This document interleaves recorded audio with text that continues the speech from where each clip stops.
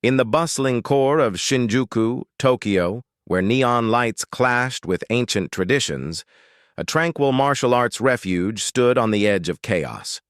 This peaceful dojo, a hidden gem amid the skyscrapers and crowded streets, was about to face an unexpected storm.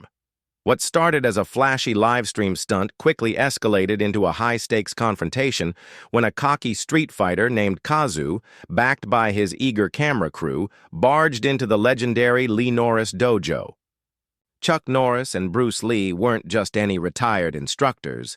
They were living legends, with over 6 decades each of unmatched prowess in martial arts, special forces training, and a reputation for dismantling threats with a blend of raw power and philosophical wisdom that left opponents questioning their life choices.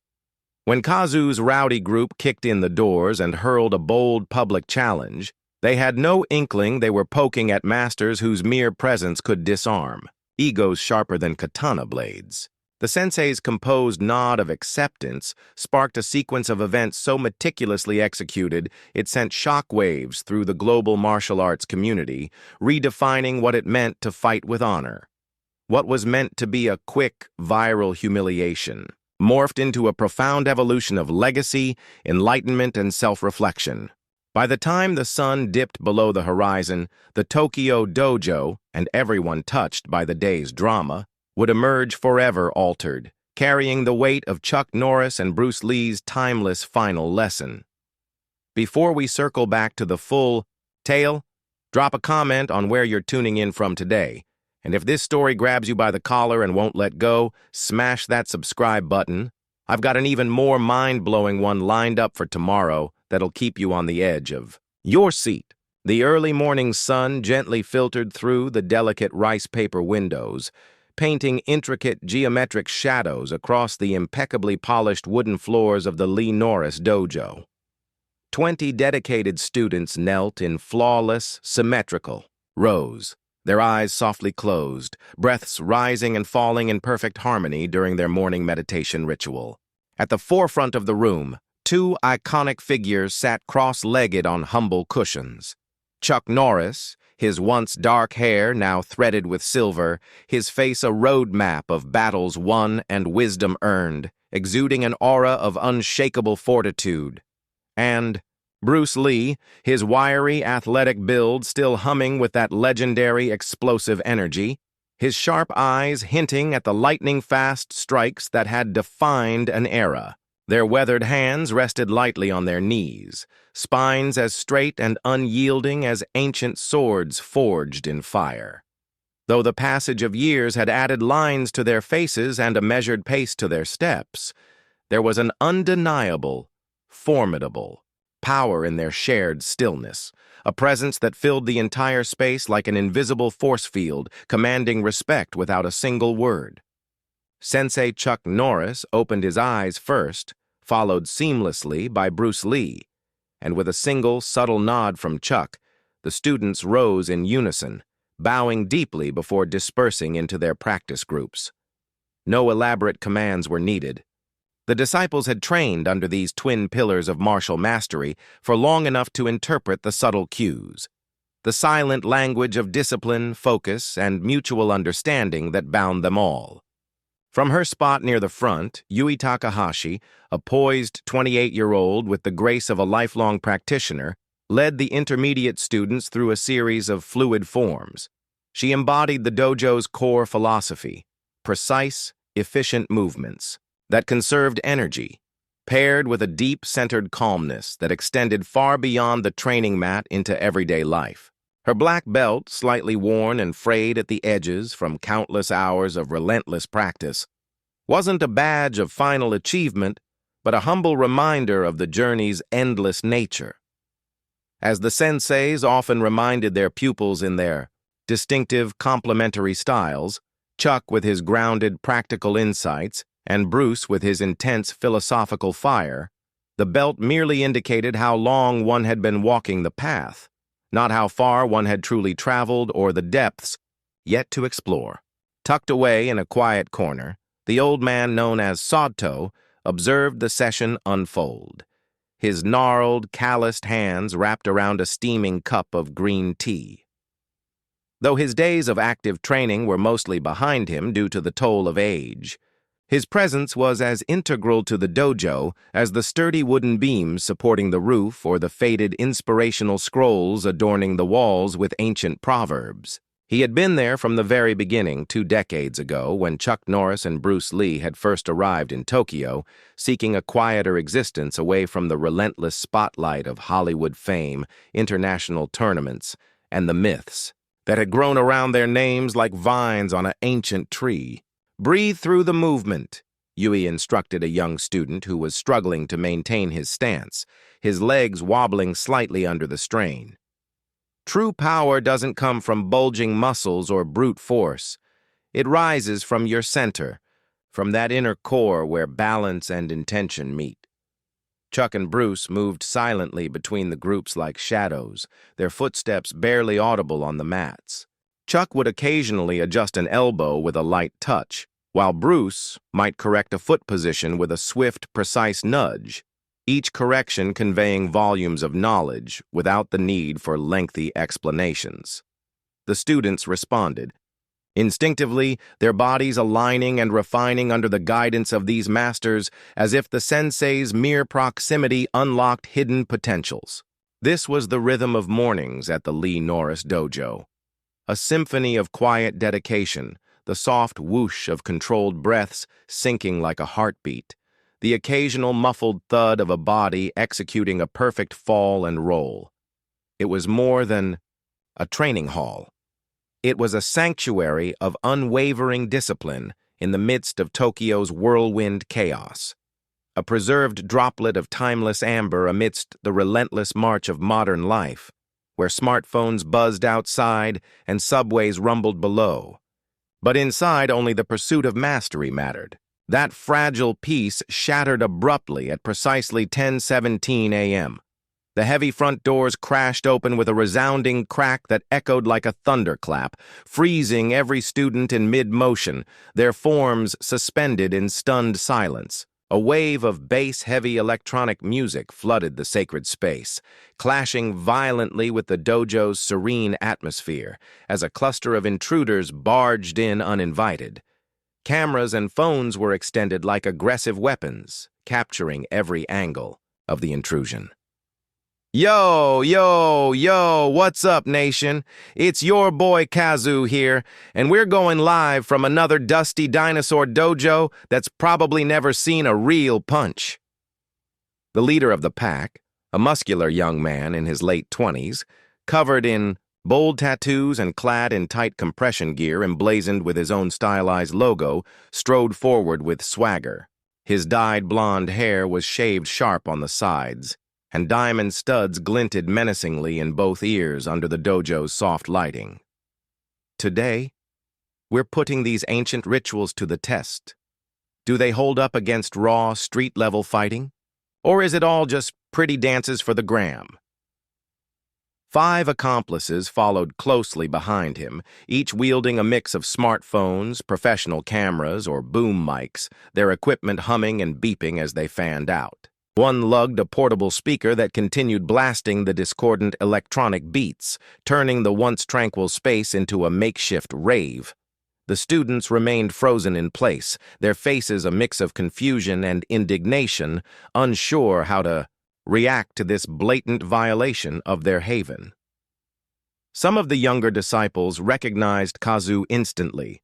He was infamous in online circles as a notorious street fighter whose brutal, no-holds-barred takedown videos regularly exploded across social media platforms, amassing millions of followers who thrived on his disruptive, ego-shattering antics. Yui stepped forward decisively, her expression composed despite the inner turmoil, her voice cutting through the noise like a steady blade.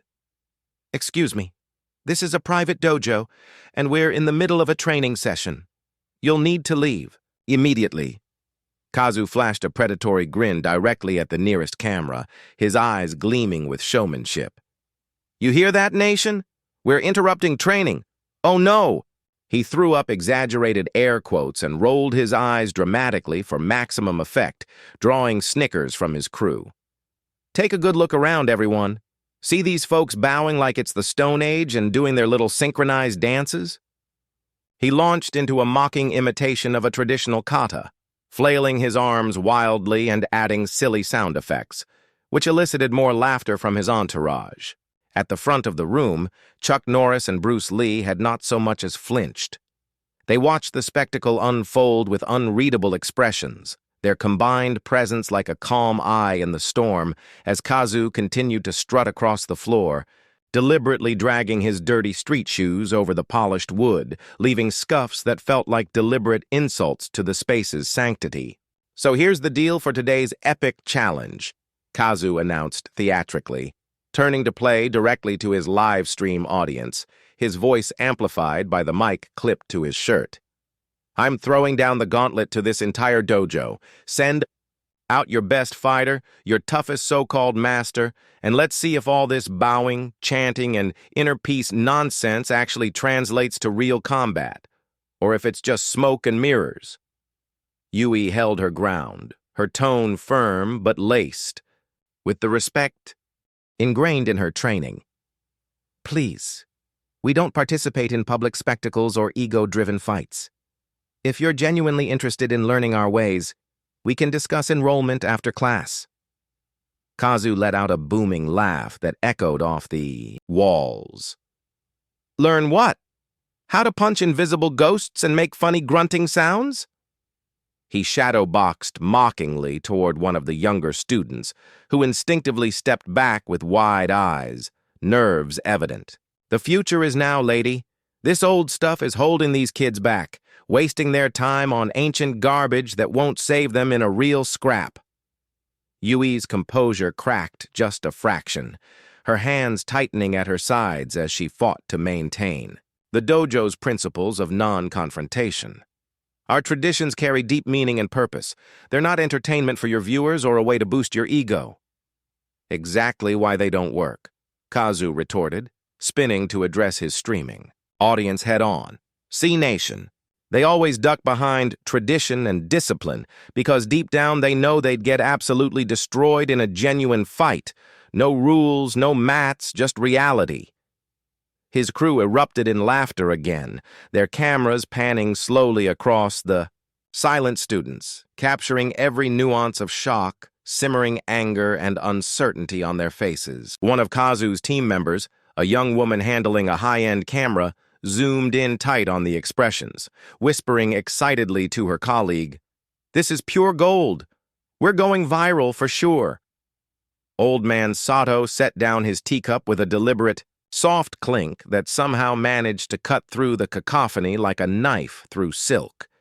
His weathered face stayed impassive, but his eyes narrowed ever so slightly as he exchanged a meaningful glance with Chuck and Bruce, a silent conversation, born from years of shared history.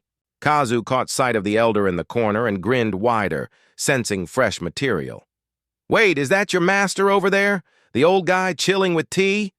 He strutted over confidently, his posture screaming dominance. "No offense, Grandpa, but I don't think you want any part of this smoke. You might break a hip just standing up." Several students instinctively moved forward to shield Sato, their protective instincts kicking in, but the elder raised one hand, in a minimal gesture, halting them instantly with the authority of his quiet wisdom. "I'll tell you what," Kazu continued, pivoting back to address the entire dojo with arms flung wide for dramatic flair. "I'm feeling extra generous today. Send out your champion, anyone you got. If they can last a solid 3 minutes with me without tapping out or getting folded, I'll pack up and leave, never to return. But if not," he flashed a sly smile at the camera, pausing for suspense, "then the whole world gets to see that these fancy dojos are just peddling fairy tales to gullible folks." A heavy, tense silence descended over the room like a blanket. The students glanced at one another uncertainly, then turned their eyes to Yui, who stood rigid, her face a mask of controlled anger and quiet resolve. "We decline your challenge," she stated firmly, her voice steady despite the provocation. "This is not how we prove our worth or the value of our training." "Of course you do," Kazu laughed mockingly, his tone dripping with sarcasm as he shook his head in feigned disappointment. Because you can't. See what happens every single time, nation? They preach about honor, discipline, and all that jazz. But when the pressure's on and a real challenge drops, they hide behind polite words. He strode boldly to the center of the dojo floor, spinning around with his arms outstretched like a ringmaster in a circus, his shoes squeaking against the wood. I'm calling you all out right here, right now. Send someone to fight me, or I'm blasting to my 2 million followers that the great Lee Norris Dojo is nothing but a fraud, teaching fake martial arts that'll get people wrecked in any actual confrontation.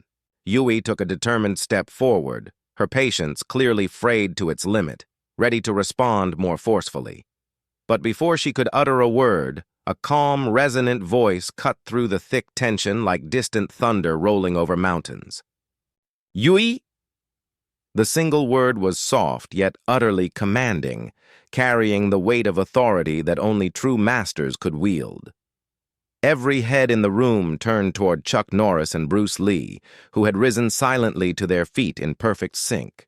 Their faces remained serene, but something flickered in their eyes, a quiet, intense focus that made several members of Kazu's crew instinctively lower their cameras, a subtle unease creeping into their postures.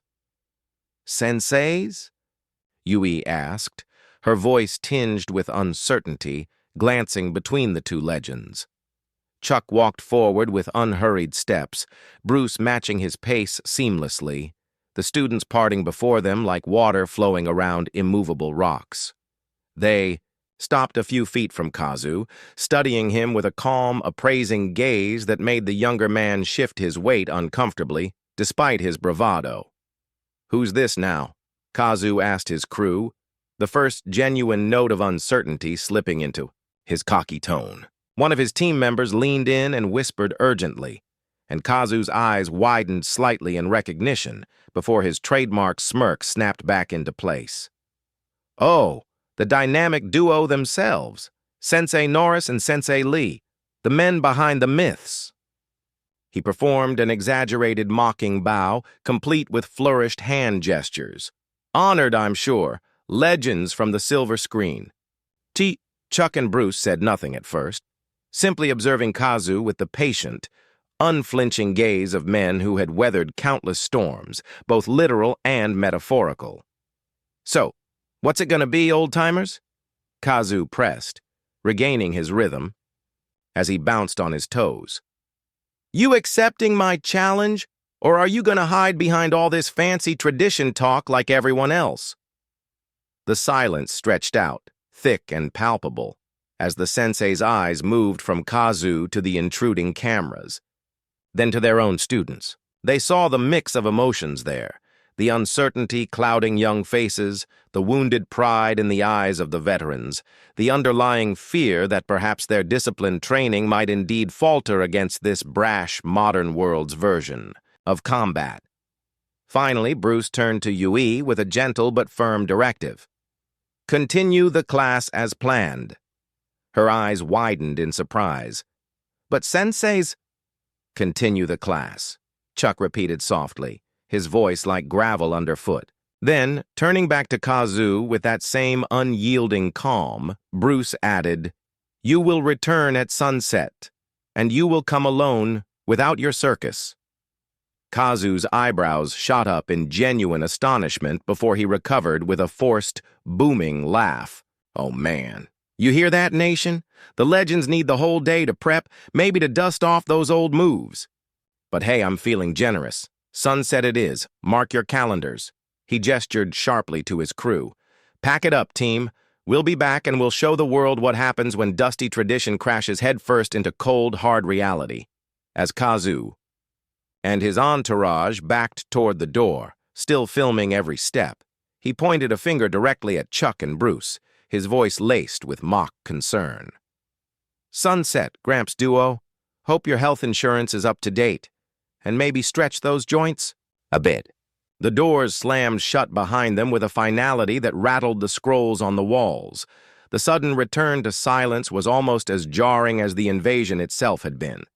The students stood frozen in place, many looking to their senseis with a whirlwind of confusion, concern, and unspoken questions swirling in their eyes.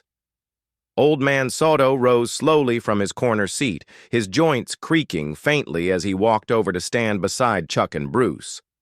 The three exchanged a glance that spoke volumes, a silent communication honed over decades of friendship, trials, and shared philosophies. "Senseis," Yui said, breaking the heavy silence as she approached, her voice barely above a whisper. "You don't have to do this. We could call the authorities, have them trespassed and banned from ever returning." Chuck shook his head once, decisively, while Bruce's expression softened slightly. "No, Yui," Chuck replied quietly. "Some lessons cannot be taught with words alone. They must be lived, felt, and demonstrated in the heat of the moment." Bruce nodded in agreement, adding, "Conflict avoided is sometimes wisdom, but conflict embraced can be the greatest teacher." Together they turned and walked toward the back of the dojo, sliding open the door to their private meditation room, with a soft whoosh. Before stepping inside, Chuck paused and looked back at the assembled students. "Today's final lesson will unfold at sunset," he said evenly. "Attendance is optional, but I recommend it for those seeking deeper understanding." Bruce echoed with a faint, knowing smile. "What you witness may change how you see the path." The door closed behind them with a gentle thud that seemed to echo through the now silent dojo like a promise.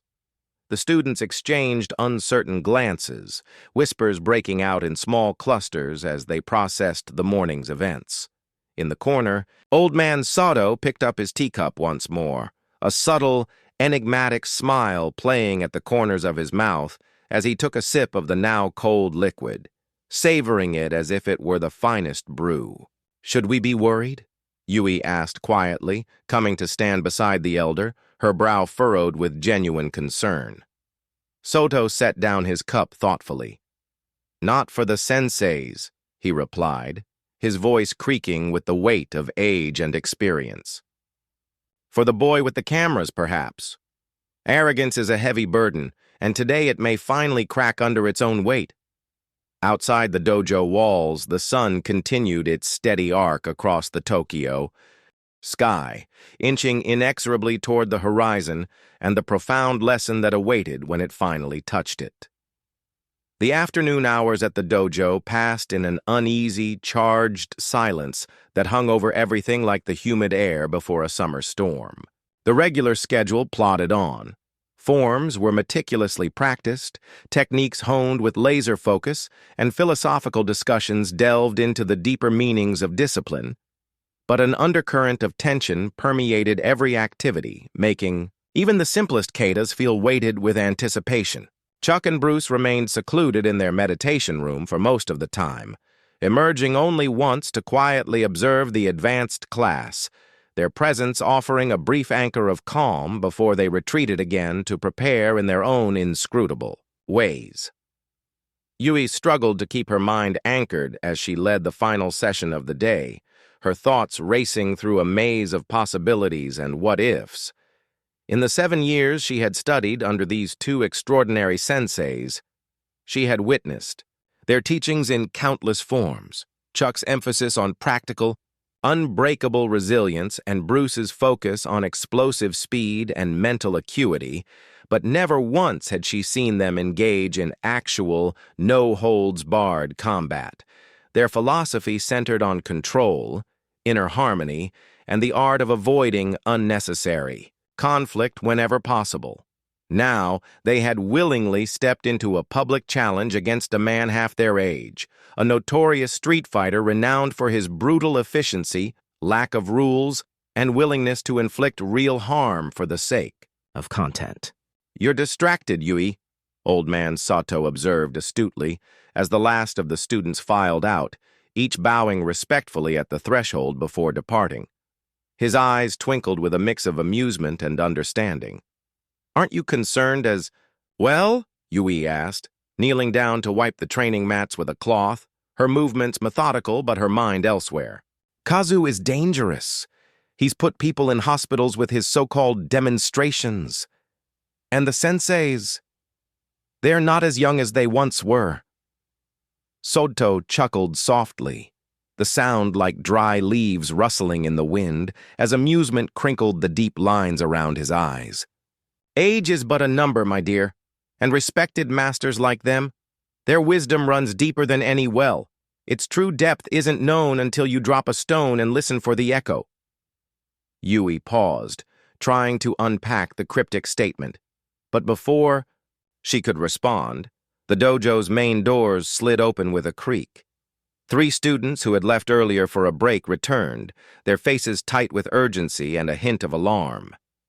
"They're outside already," said Teo, the youngest of the group, his voice hushed but excited. "Kazu and his whole crew. They're setting up lights, cameras, and equipment right in the courtyard. And there's a crowd starting to gather. Word must have spread online." Yui rose quickly, moving to the entrance with purposeful strides. Peering beyond the wooden gates of the dojo complex, she could see the growing commotion unfolding like a street performance. Flashes from phone cameras dotted the scene, the low murmur of curious spectators built like a wave, and Kazu's unmistakable voice rang out as he warmed up his live audience with hype and trash talk. "What's going on here?" a familiar voice called from behind her. It was Reiko Tanaka, a local journalist who often covered cultural events and hidden gems in the neighborhood, approaching with her professional camera slung over her shoulder and a notebook in hand. "Is the dojo hosting some kind of event tonight? It looks like a full production out there." "Not exactly," Yui replied cautiously, unsure how much to reveal without escalating the situation further. "There's been an uninvited challenge issued." Reiko's eyebrows arched in intrigue, her journalistic instincts sharpening like a blade. "A challenge? To the Lee Norris dojo? From whom?" "A street fighter who goes by Kazu, the one who's been making waves with his viral takedown videos." Recognition flashed across Reiko's face instantly. "The guy who humiliated that Wing Chun school last month? Brutal stuff. And who's accepting his challenge on your end?" Putting this story together took a ton of digging and crafting to make. It flowed just right, so if you're digging the vibe and want more epic tales like this, hit that subscribe button. It really helps us keep bringing you the good stuff. Now, let's jump back into the action. Yui hesitated, weighing her words, but before she could answer, the door to the meditation room slid open with a soft hiss. Bruce Lee emerged first, still clad in his simple black gi, moving with the same measured, predatory calm that had intimidated opponents worldwide. Chuck Norris followed closely, their synergy evident in every step. Bruce's eyes met Yui's briefly, conveying reassurance before shifting to Reiko. "Tanaka," he acknowledged with a slight, respectful nod. Reiko bowed deeply, her admiration clear. "Sensei Lee, Sensei Norris, I heard there's a situation developing out there. Care to comment?" "There is a young man," Chuck said, his voice quiet but resonant, carrying clearly through the room, "who has questions about our methods and their relevance. We've agreed to provide some answers, in our way." "You're actually fighting Kazu?" Reiko couldn't hide her shock, her eyes widening. "With all due respect, senseis, he's known for fighting without any rules, without mercy. He's all about the spectacle and the pain." A faint, almost imperceptible smile touched Bruce's lips, there and gone like a ripple on a still pond. "Then perhaps he has the most to learn from us. True power isn't in destruction, it's in transformation." Chuck nodded in agreement, turning to Yui with calm instruction. "Gather those who wish to observe the lesson. We'll keep it to the courtyard, not the open street. This is a matter for the dojo family, not a free-for-all public show." As the senseis moved toward the back to make final preparations, Reiko caught Yui's arm gently but urgently. "Are they serious about this? Kazu has hospitalized opponents before. He fights dirty, broadcasts every humiliating moment worldwide for clicks and likes." The senseis know exactly what they're doing, Yui replied, injecting more confidence into her voice than she truly felt at that moment. They faced worse than some social media hotshot. Old man Soto appeared beside them suddenly, his approach so silent it made both women start slightly despite the familiar setting.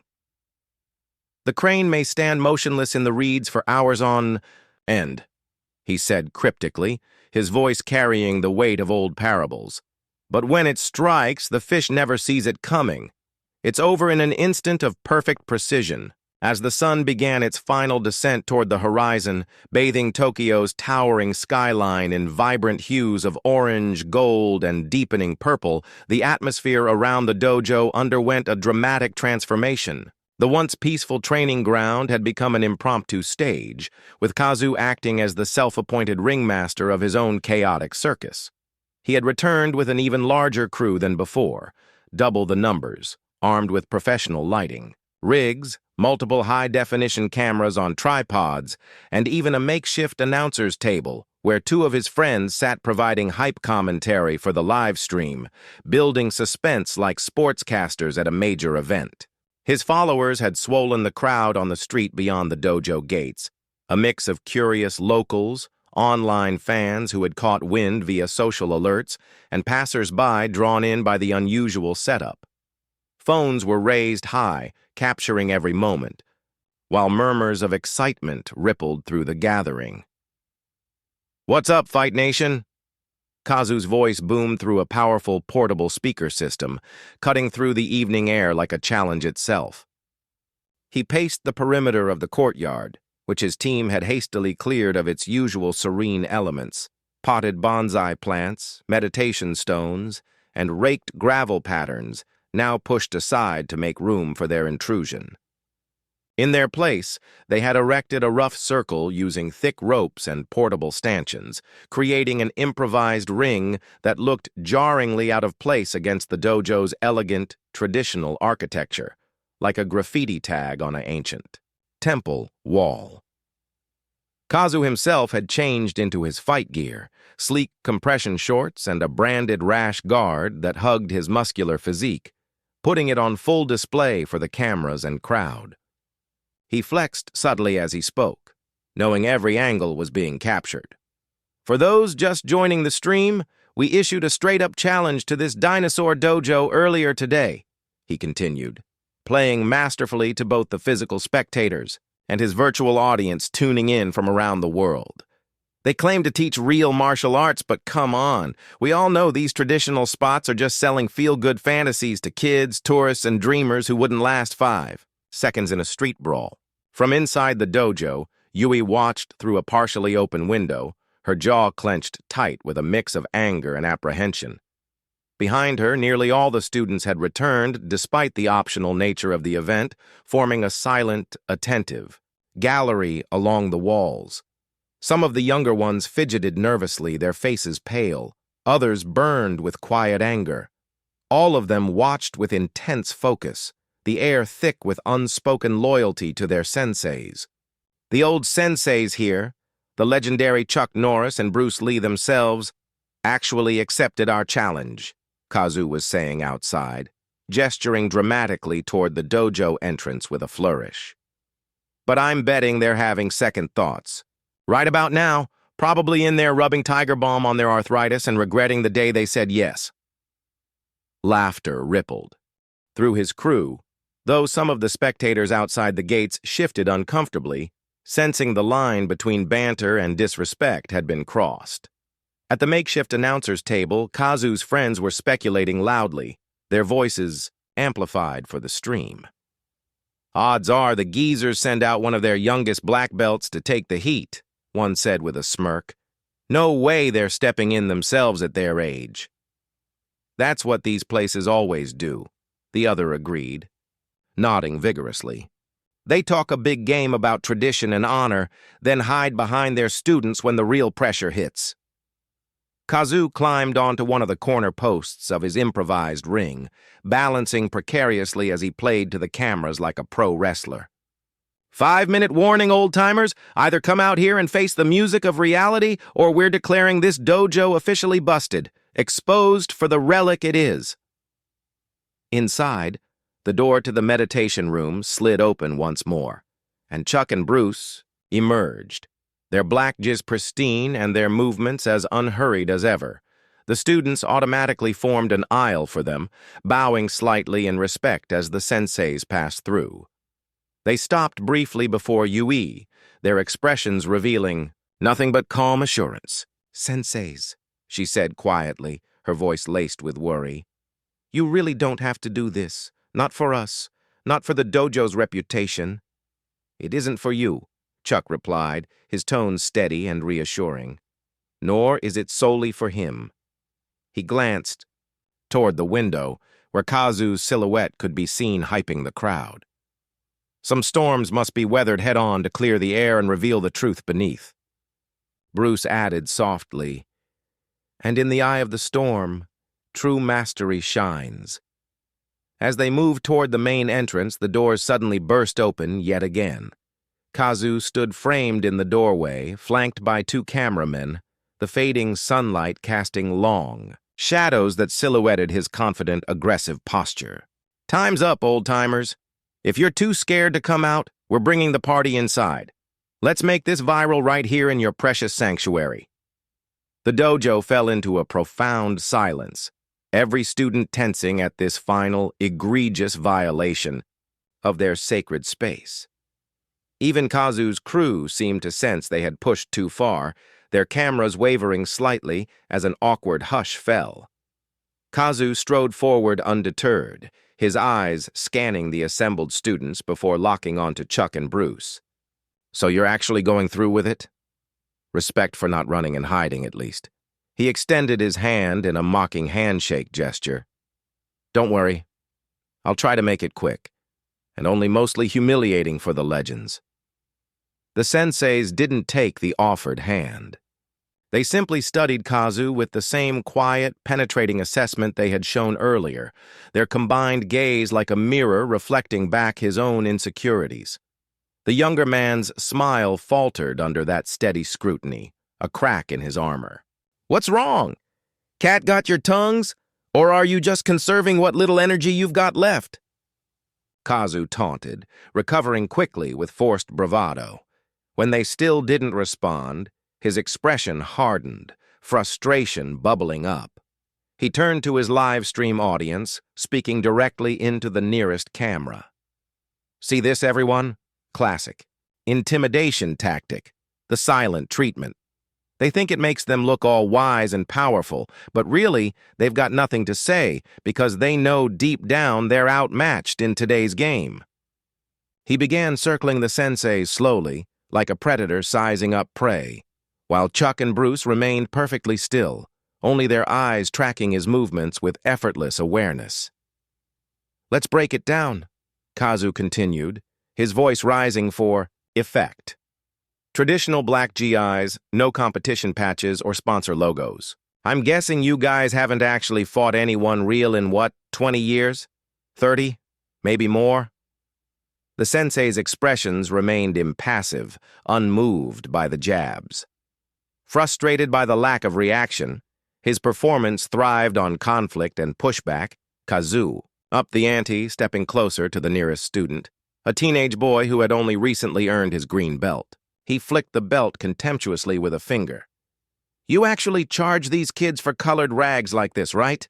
Selling them the illusion that a piece of fabric means they're tough in a real fight." He turned back to the senseis, his tone dripping with sarcasm. "How much do you rake in to peddle this false confidence, senseis?" Still, Chuck and Bruce remained silent, their calm like an unbreachable wall. Kazu's frustration mounted visibly, his face flushing as the lack of engagement starved his active oxygen. He grew more aggressive, desperate for a spark. "All right, enough with the Zen master routine. It's getting old." He stepped directly into their personal space, chest puffed out. "You either fight me right now, or I'm taking these belts and showing the world what they're really worth. In a flash, he grabbed the green belt from the teen's waist, yanking it free with a sharp pull that sent the boy stumbling backward. He tossed the belt onto the floor and deliberately ground his foot into it, twisting for emphasis. A collective intake of breath swept through the room like a gust of wind. The violation of the belt, a sacred symbol of a student's dedication, progress, and personal growth, was a shocking breach of respect that hit like a gut punch. Several black belts stepped forward instinctively, ready to defend, but froze when Chuck raised one hand slightly in a halting gesture, Bruce mirroring the motion seamlessly. For the first time, something shifted in the sensei's eyes. Not overt anger, but a sharpening of focus, a subtle intensification that was nearly imperceptible, yet somehow charged the entire room with a new, electric energy, like the still moment before lightning cracks the sky. "Outside," Chuck said, his voice quiet but carrying to every corner of the dojo with undeniable authority. Kazu grinned triumphantly, sensing he had finally provoked a response, his victory in drawing them out. "He speaks, and they're actually going through with it." He turned to his cameras, pumping his fist. "You hear that, nation? The old-timers want to take this outside. Let's give them their final moment in the sun before it sets on their era." As the senseis walked calmly toward the doors, Kazu hurried ahead, already slipping back into his announcer persona with renewed energy. "We're going live in 5, 4, 3, 2. The students moved to follow, but Bruce turned, meeting Yui's eyes directly. "Only those who truly need to see this lesson," he said quietly. Yui understood immediately. This wasn't mere entertainment or a brawl for show, it was a profound teaching moment. She nodded, selecting only the senior students with a quick glance and gesture. The others remained behind, grasping without words that what was about to unfold was not for casual spectacle, but for those ready to absorb its deeper truths. As they filed into the courtyard, Old Man Soto appeared at Yui's side, moving with surprising agility despite his years. "It begins," he murmured, satisfaction threading through his tone like a fine silk. "What begins?" Yui asked, her worry still gnawing at the edges of her composure. Soto's weathered face creased into a rare, full smile. "Education. Of the most impactful kind." In the courtyard, Kazu was in his element, shadowboxing with flair and executing acrobatic kicks that drew cheers and gasps from his supporters in the crowd. The setting sun cast elongated shadows across the stone pathways, painting the scene in dramatic contrasts of fiery orange light and encroaching blue shadows, turning the space into a natural arena. Chuck and Bruce stepped into the makeshift, ring without fanfare, their movements economical and focused, existing in a bubble of serene calm amidst the swirling chaos of flashes, shouts, and hype. The stage was impeccably set. The provocation had been delivered, the challenge accepted, the crowd primed. As Kazu bounced on his toes in one corner, rotating his shoulders and playing up his confidence for the audience, the senseis simply stood, in the center, waiting patiently. In the fading light of day, their contrasting approaches couldn't have been more stark. Kazu's frenetic movement versus their profound stillness, his noisy bravado versus their profound silence, his spectacle-driven ego versus their substance-rooted wisdom. The final act of daylight was yielding to the first whispers of evening, and the real transformative lesson was about to unfold in ways no one could have predicted. The late afternoon sun stretched long, dramatic shadows across the courtyard of the Norris Dojo, a steadfast wooden structure that stood in quiet defiance against the relentless tide of Tokyo's modernization. Unlike the surrounding Shinjuku district's gleaming high-rises, pulsing neon-lit entertainment hubs, and throngs of hurried pedestrians, the dojo preserved an aura of timeless tranquility, rice paper screens softly filtering natural light, well-worn, wooden floors etched with the imprints of countless dedicated practice sessions, and minimalist calligraphy scrolls on the walls serving as silent reminders of ancient virtues. Inside, 12 students knelt in Caesar position, backs ramrod straight, hands resting lightly on their thighs, eyes focused forward with unwavering attentive respect. They represented a diverse tapestry of ages from 17 to 70 and backgrounds from all walks of life, united not by circumstance, but by a shared, profound commitment to the path of martial mastery they had chosen to walk under the guidance of two unparalleled icons.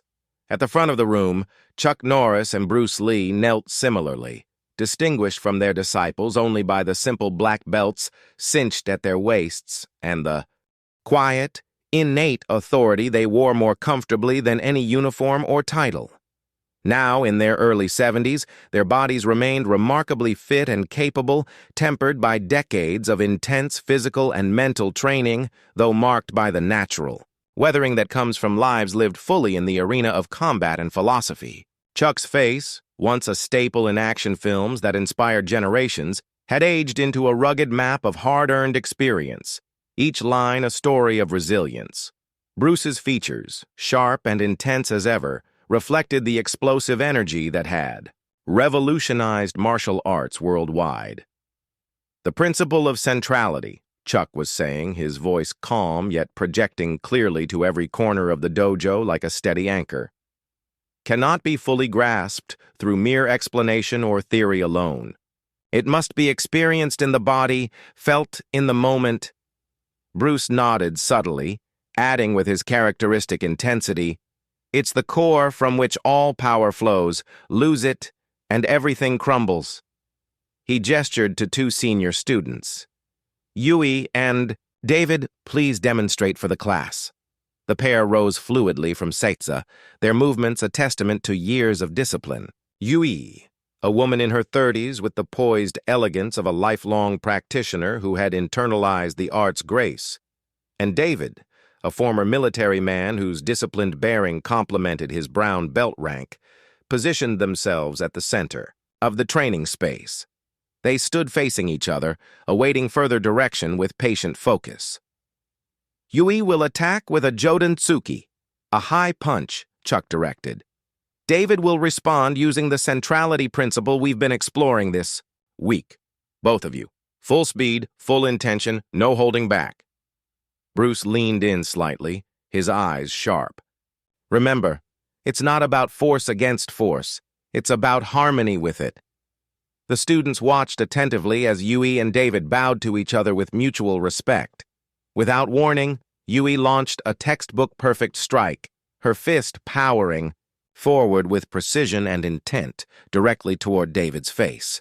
Rather than blocking or dodging in a flashy manner, David executed a subtle shift, not just physically but energetically, receiving the force of the attack through his center and redirecting it effortlessly without direct opposition. Yui found herself carried forward by her own momentum into a vulnerable position where a light, guiding touch from David completed the demonstration, leaving her off balance but unharmed.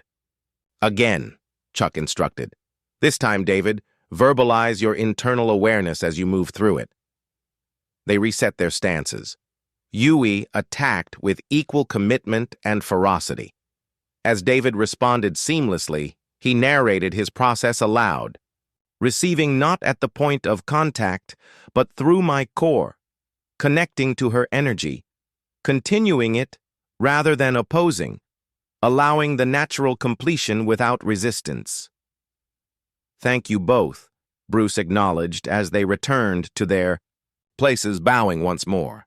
Chuck turned to address the entire class, his gaze moving thoughtfully across each student.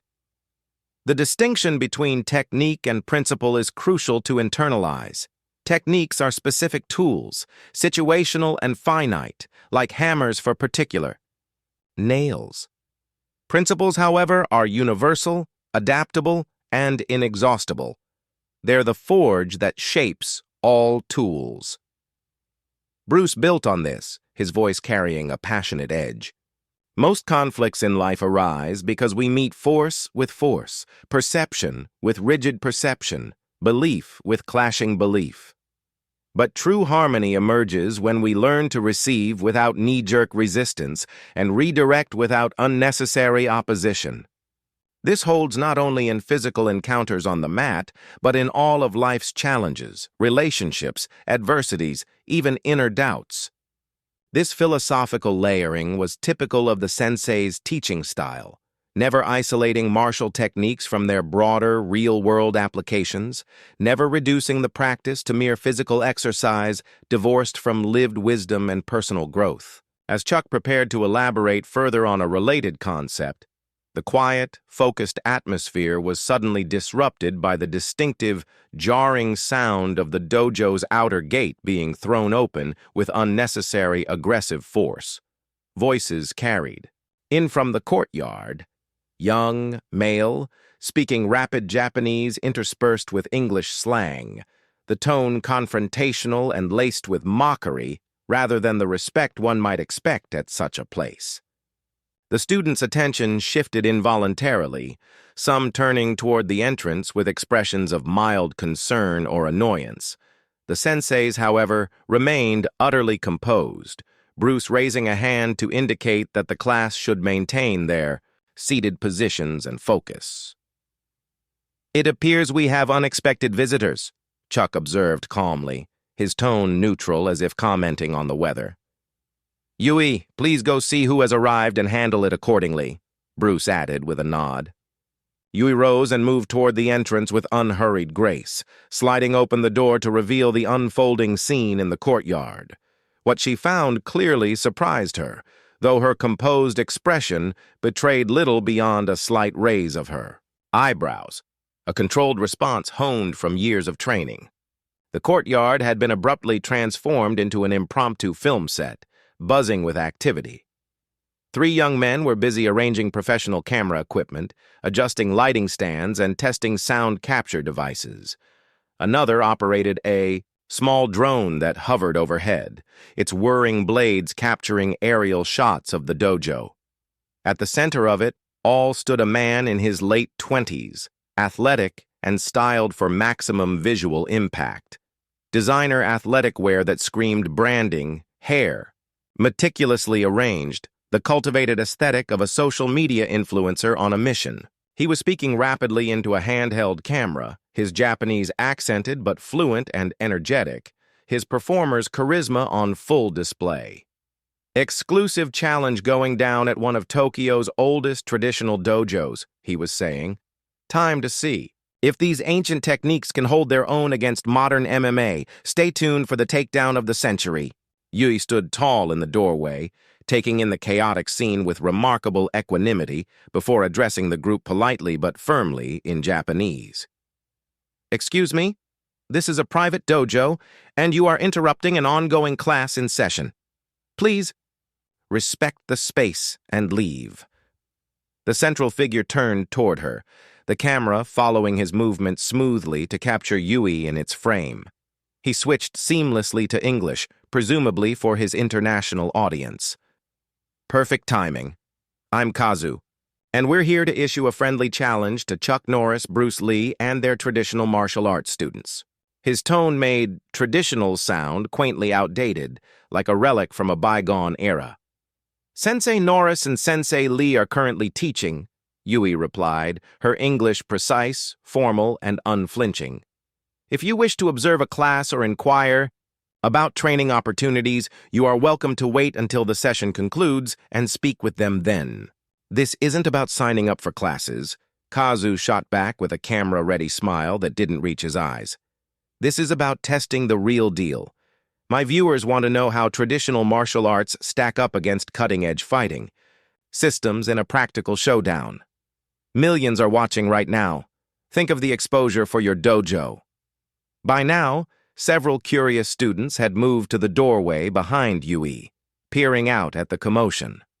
Among them was Teo, the 17-year-old green belt whose youthful enthusiasm often outpaced his judgment, his face flushing with indignation. "You want to challenge our dojo?" Teo asked, his voice carrying the raw protectiveness of a devoted student. "You don't even know what we truly practice here. It's not just moves. It's a way of life." Kazu's expression brightened at the engagement. Even if it was confrontational, he thrived on interaction for his content. He addressed the younger student while angling himself perfectly for the camera. "Traditional martial arts, right? All those katas, endless bowing, meditation sessions, the whole ceremonial package. But do you ever pressure test it against a trained fighter? Do you spar with full contact, no pulls, or is it all just choreographed forms and light taps that wouldn't faze a fly?" Before Teo could fire back a retort, the elder Soto appeared behind the students, his presence steady and unperturbed. In his 70s, a longtime practitioner who assisted with the dojo's day-to-day administration, he seemed more amused than concerned by the interruption, a faint smile tugging at his lips. "Ah," he said in Japanese, his voice carrying a hint of nostalgia. "Another challenger has arrived. It has been some time since we had one of these bold interruptions." Kazu, catching the comment, swiveled toward Sato with interest. "You've had challenges like this before? How did they turn out for the challengers?" Sato smiled enigmatically, his eyes twinkling.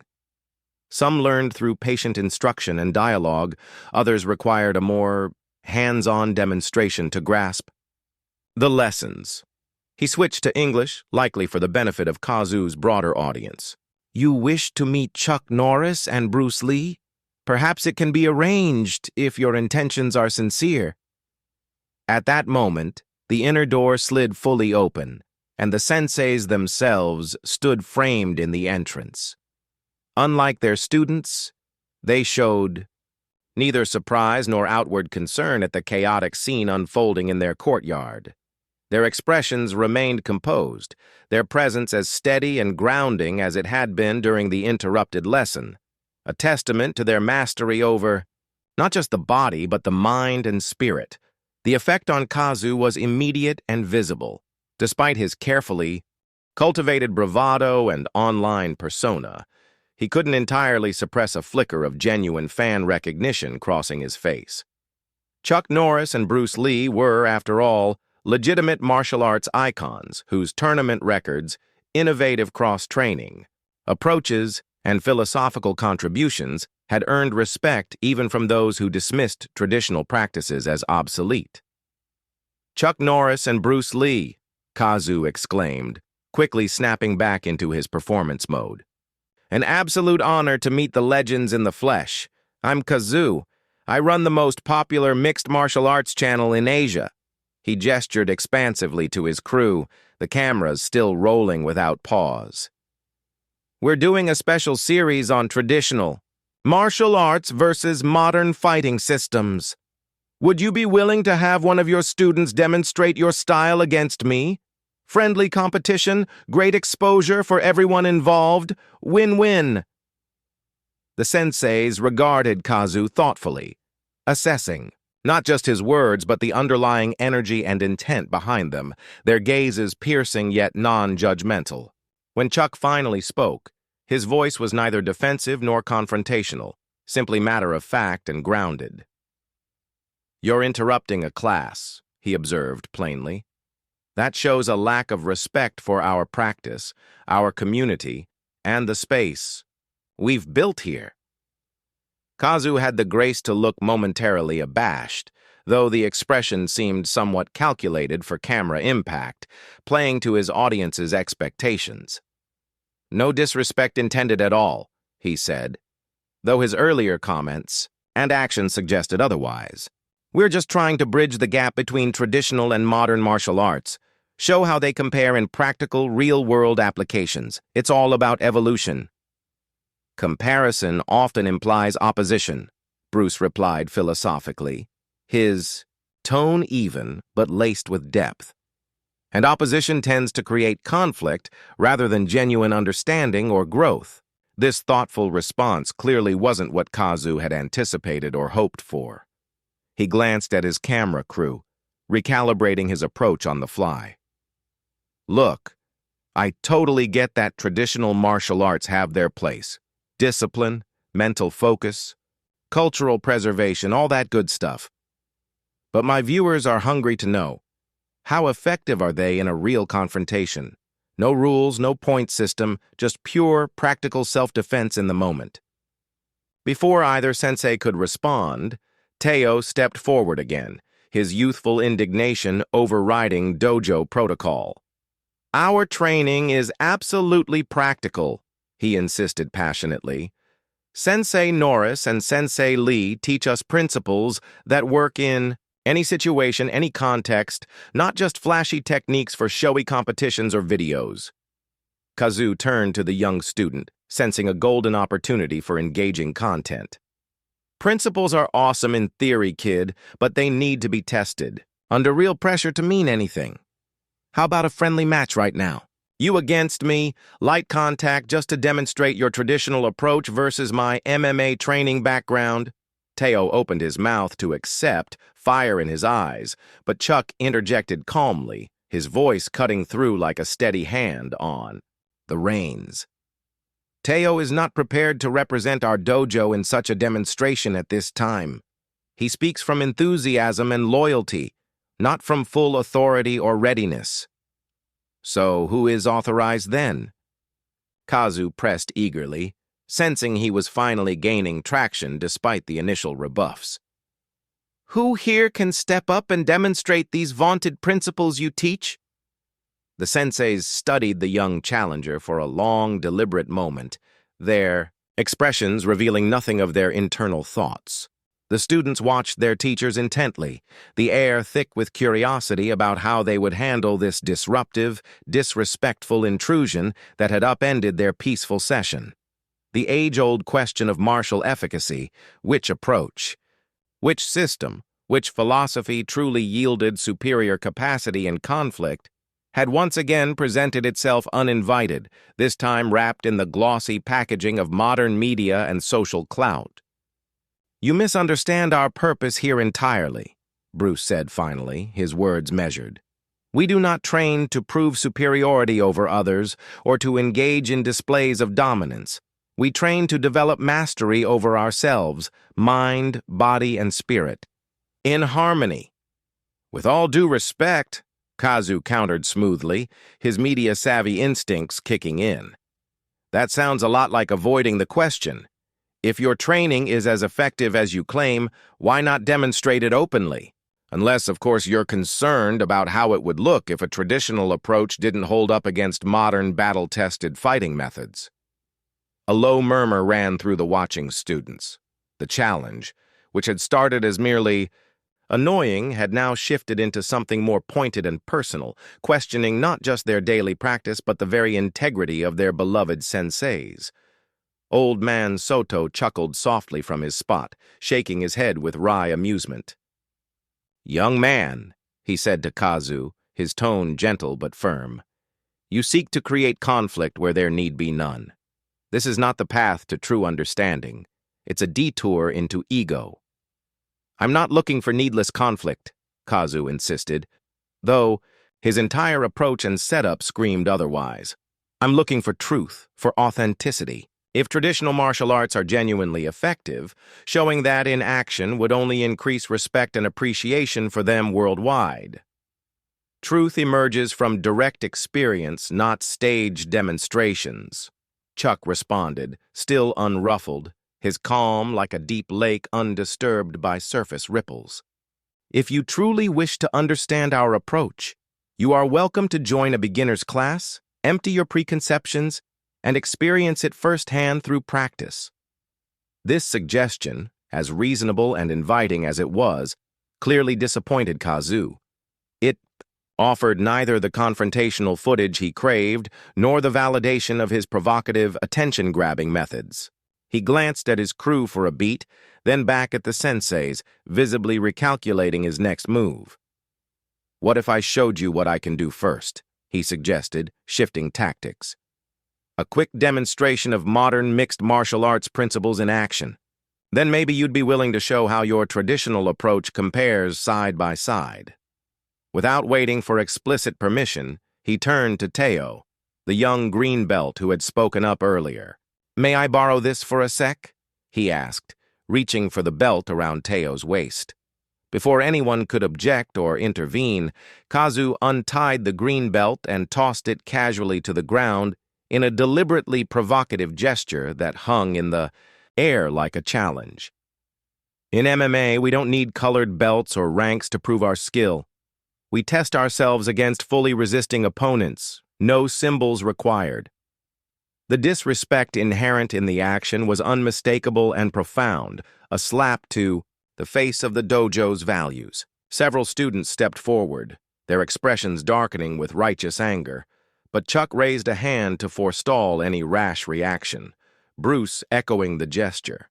Their composed demeanors remained unchanged, though something subtle shifted. In their eyes, not fiery anger, but a crystal-clear clarity of decision, as if a switch had been flipped.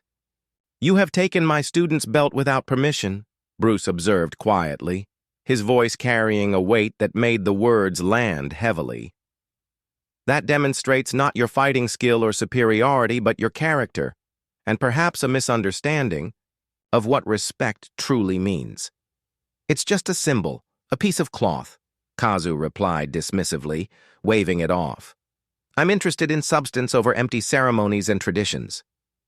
"Yet you have created your own ceremony here," Chuck pointed out. Astutely, his tone neither accusatory nor defensive, but simply observant.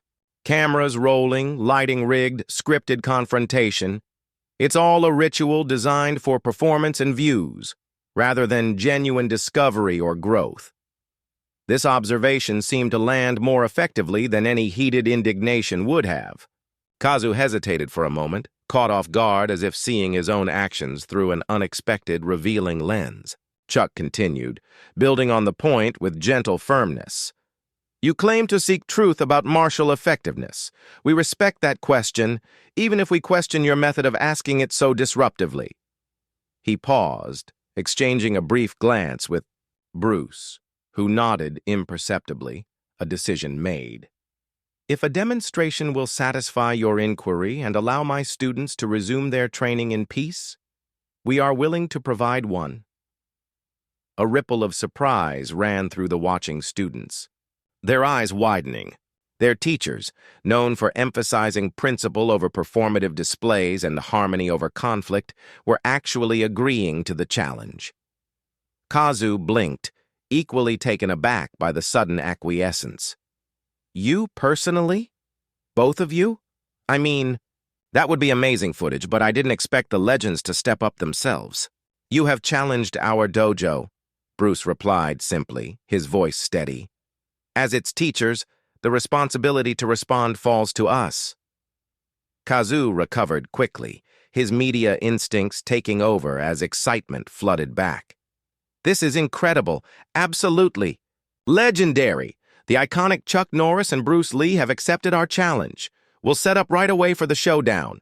As his crew began rearranging their equipment with professional efficiency for the unexpected opportunity, Kazu turned back to his handheld camera, his energy electric. "This is happening, people. A once-in-a-lifetime exclusive. Traditional martial arts versus modern MMA. Don't forget to like, share, and subscribe to catch the full video when it drops." The students gathered around their senseis, concern etched deeply on their faces. Yui spoke quietly in Japanese, her voice urgent. "Senseis, is this wise? He clearly seeks to provoke and humiliate rather than learn anything meaningful." "Sometimes the deepest lessons begin with the wrong questions asked." "For all the wrong reasons," Chuck replied thoughtfully. "Our visitor's approach is misguided, but his underlying question about effectiveness deserves an honest, demonstrated answer." Bruce added, "We will teach rather than merely compete." Old man Soto nodded in quiet understanding. "You will respond rather than react," he observed approvingly. "Whether true learning occurs is not within your control, only the offering of it." Chuck turned to his students, addressing them as a group with calm authority. "Today's class will continue, though, in an unexpected format that life has provided. Observe carefully. Not just the techniques that unfold, but the principles in application. Not just what happens on the surface, but why and how it happens beneath. To Teo, whose belt still lay discarded on the ground, Bruce added, "Respect is earned through behavior and character, not demanded through symbols or force. Remember that when your belt is returned to you, as it will be." As the dojo members moved to clear the central training space for whatever was to come, Kazu and his crew worked with buzzing efficiency to arrange optimal camera positions, adjust lighting for the golden hour glow, and test audio levels. The courtyard was fully transformed now, half serene traditional dojo, half high-tech media production set. The collision of worlds, ancient wisdom meeting digital disruption, was made physically manifest in the space itself, a microcosm of broader cultural shifts. News of the confrontation had begun to spread like wildfire beyond the dojo walls, fueled by Kazu's live stream and social teasers.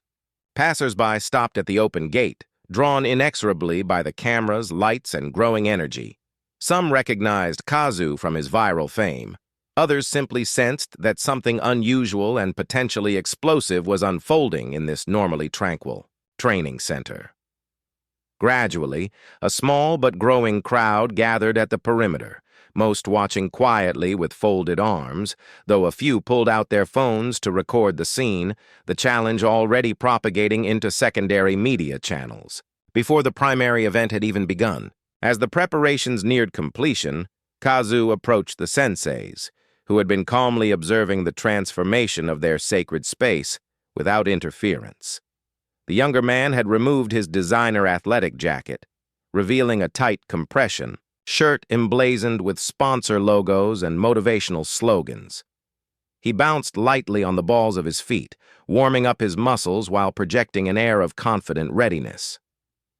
"Just to be clear on the format before we start," Kazu said, professional, enough to establish ground rules despite his earlier provocative approach. Light to medium contact only, no going for dangerous techniques or injuries.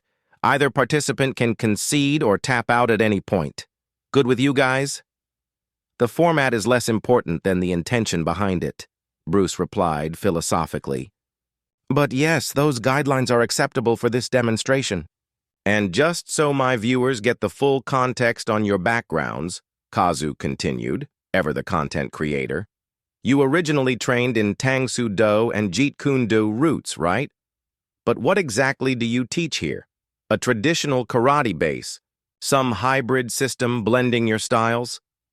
"We train in timeless principles rather than rigid styles," Chuck explained patiently. "Structure, centrality, continuity, awareness. These are the foundations.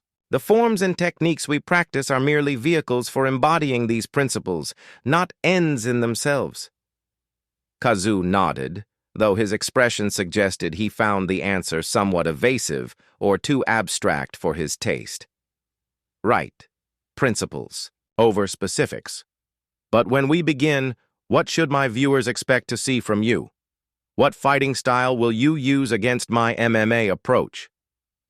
The senseis regarded him with the same measured, unflinching gaze they had maintained throughout the entire encounter. "We will respond to whatever you present," Bruce said simply, his words carrying quiet certainty. "The nature of that response will be determined by your approach and intent." Before Kazu could press further for more details, his production coordinator signaled from the side that everything was set, cameras rolling, lights optimal, stream stable. The challenge that had begun as a brash social media stunt had escalated far beyond initial expectations, evolving into something neither participant had fully anticipated, a public confrontation between fundamentally different worldviews on martial arts, conflict resolution, and the essence of demonstration itself. As they moved to the center of the makeshift arena in the courtyard, the physical contrasts between them were striking and symbolic. Kazu, in his flashy branded performance wear, exuding youthful energy and modern aggression. Chuck and Bruce, in their simple, unadorned black GIs, embodying experienced restraint and timeless wisdom. Youth versus seasoned mastery, marketing hype versus quiet substance, confrontation versus integration. The crowd at the gate had grown larger, their collective presence adding yet another layer to the unfolding drama. What had started as a private class interruption had ballooned into a public spectacle, though not quite the one Kazu had originally envisioned or scripted. For a suspended moment as they stood facing each other in the center of the dojo courtyard, time seemed to hang in perfect tension, past and present, traditional and modern, principle and technique poised on the edge of intersection. The challenge had been issued. The response was about to unfold. "Begin," Chuck said simply, his voice cutting the air. There was no ceremonial bow, no formal stances assumed, no traditional rituals to mark the commencement of the encounter, only that single word spoken quietly but with unmistakable authority that set the tone. Kazu hesitated for a beat, momentarily thrown off balance by the lack of pomp and circumstance he had perhaps expected or even hoped for, as it would have provided immediate fodder for mockery in his videos. Instead, the senseis simply stood. There, relaxed yet fully attentive, hands open at their sides, weight balanced evenly between their feet, a picture of readiness without tension. The moment stretched out, the tension building not from external theatrics or hype, but from the fundamental nature of the challenge itself.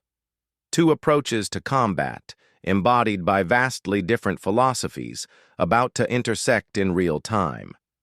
The audience beyond the dojo gates fell into an unusual hush, phones still raised but voices lowered. The cameras zoomed in tight. Even the evening breeze through the courtyard seemed to pause, as if holding its breath. Kazu moved first, circling cautiously to his right, his professional fighter's instincts taking over as he assessed distances and angles. "No rules, right?" he confirmed, his voice pitched loud enough to carry to his crew and the stream. "Anything goes full contact if it escalates." The senseis didn't respond verbally, offering only a slight synchronized nod to acknowledge the parameters, their eyes remaining calm and focused, not fixated on Kazu's hands or feet alone, but on his entire being, reading subtle cues of intention and energy rather than just surface movements. Suddenly, Kazu lunged forward with a probing jab, quick, sharp, a standard fighter's tool to measure reach, timing, and reactions. The senseis didn't block or evade in a dramatic fashion. They simply weren't where the strike was aimed, having adjusted their positions with such subtle, efficient economy that it appeared almost as if they hadn't moved at all, the punch whispering harmlessly past. Kazu blinked, a flash of confusion crossing his face, then followed up with a rapid combination, jab, cross, low kick, a textbook MMA transition executed with the precision of someone who had drilled it thousands of times. Again, none of the E. Strikes connected cleanly. Chuck and Bruce's movements were minimal, almost imperceptible, each shift in stance or angle calibrated so precisely that they avoided contact by mere millimeters rather than wasteful inches, conserving energy while disrupting Kazu's rhythm. "Stand and fight properly," Kazu muttered under his breath, frustration edging into his voice as he pressed forward more aggressively, unleashing a powerful roundhouse kick that sliced through the air where one of their heads had been a fraction of a second earlier. As Kazu's leg returned to his stance, he found himself slightly off balance, not from any direct counter by the senseis, but from the natural consequence of his own overextended commitment to the strike. In that tiny, fleeting window of vulnerability, Chuck finally moved decisively, not with an aggressive strike, but by simply occupying the exact space Kazu needed to fully recover his position. Their bodies connected briefly in a controlled manner, and Kazu stumbled backward several steps, trying to process what had just happened. It wasn't a throw or a punch in any conventional, flashy sense. Chuck had merely existed in the right place at the precise right moment, using positioning to turn Kazu's own force against him. The watching students, familiar with the dojo's teachings, recognized the principle instantly. What the senseis called positioning truth, the concept that proper alignment and awareness made brute force unnecessary, turning an opponent's energy into their own undoing. Several nodded in quiet understanding, seeing a live confirmation of abstract lessons they had studied for years. Kazu, however, experienced only growing confusion followed. By mounting frustration, his brow furrowing. Every attack he launched seemed to dissolve into thin air before making contact, not through dramatic blocks or acrobatic evasions that would look good on camera, but through the sensei's preternatural ability to anticipate and reposition, often moving before Kazu himself fully committed to where his strike would land. "This isn't fighting," Kazu complained loudly enough for his crew to capture on audio, his voice tinged with exasperation. "You're just avoiding engagement like cowards." "We are answering your questions," Bruce replied calmly, his tone genuinely instructive rather than taunting. "Through demonstration rather than mere words or debate." Something in his voice, not condescending but earnestly teaching, triggered a flash of raw anger in Kazu, his face reddening. He abandoned his measured, tactical approach and exploded into a blistering combination of strikes designed to overwhelm through sheer speed, volume, and unpredictability, the same aggressive strategy that had secured him professional victories against opponents who relied on predictable single-technique responses. For the first time, the senseis actively redirected, rather than solely avoiding, their hands making brief, almost gentle contact with Kazu's incoming limbs. Each touch was timed with uncanny precision to intercept Kazu's techniques at their very inception rather than at full power, disrupting the flow rather than clashing against it, guiding the energy away like water diverted from a stream. Kazu found his carefully crafted assault unraveling before it could build momentum, his body responding to subtle redirections that he could feel viscerally but not quite mentally process in the heat of the moment. The experience was profoundly disorienting, like trying to sprint full speed across a floor that shifted imperceptibly beneath each step, throwing off balance and coordination. "Stop playing around and hit back!" Kazu shouted, his genuine frustration breaking through the camera-ready persona he had maintained, sweat beginning to bead on his forehead. He charged forward with raw, unbridled aggression, abandoning refined technique for sheer power, a tactical regression that revealed just how thoroughly his original game plan had been upended by the sensei's unorthodox style. Bruce sidestepped, the bull rush with effortless grace, allowing Kazu's unchecked momentum to carry him past harmlessly. As the younger fighter spun around to re-engage, Chuck initiated contact for the first time, a simple, almost tender hand placement against Kazu's sternum. To the observing students, the movement appeared unremarkable, even understated. To Kazu, it felt as though the ground itself had tilted beneath him, his balance collapsing from the inside out, his body's structural integrity compromised by that single point of precisely applied pressure. He stumbled backward, falling awkwardly onto the mat with a thud, more bewildered and off-kilter than physically hurt. Before Kazu could fully process or scramble back up, Bruce was extending a hand to help him to his feet.